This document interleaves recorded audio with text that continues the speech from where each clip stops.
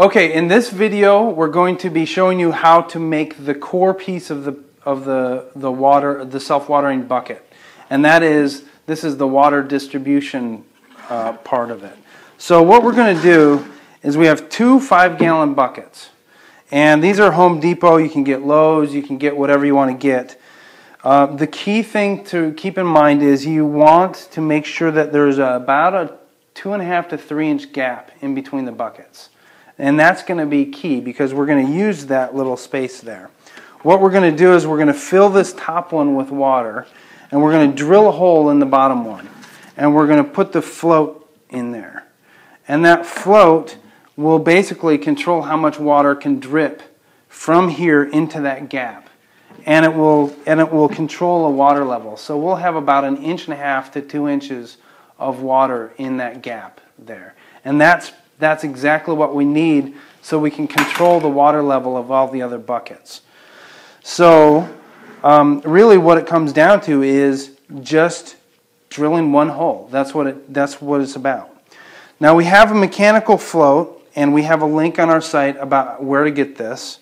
And we have a specific one because this one comes with a nut and a gasket that's the right size. And it's ideal because I purchased one once. It didn't have the nut and gasket. I had to go out and buy it. And it wasn't a big deal, but it was an extra $5. So this one, when you buy the right one, it comes with it, and it's just basically the same price.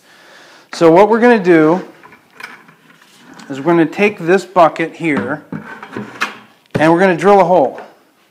And we're going to position the float a little bit off center. We don't want it right on center because that's cutting it too close to the other bucket. We want it a little bit off center so that there's plenty of room here. It won't be obstructed, and it will flow freely there. So we're going to find a good spot here, and we're going to drill a hole. Now in the previous video I said 3/4 inch drill bit.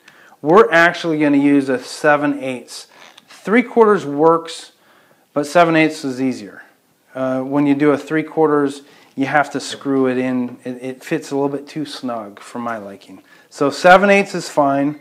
And so we're going to find a spot, just like right here, and we're going to drill a hole.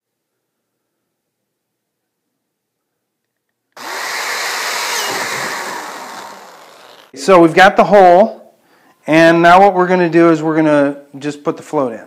So we're going to lay it on the side.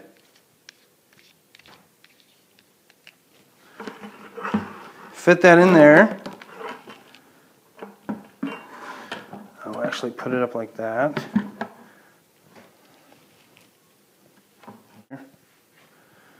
Okay, so I've got the gasket. This is going to be the water seal so it doesn't leak.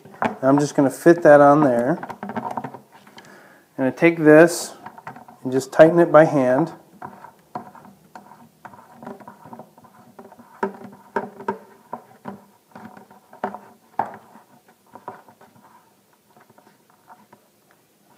Okay, now that's hand tightened. Now what I'm going to do to get a little extra tightness, I'm just going to hold this one and twist it here. So that's pretty good. That's pretty tight. So now this just fits into that, and that's going to control the water level now here. So now what we're going to do is we're going to go and we're going to test. We're going to test that we have the float adjusted correctly.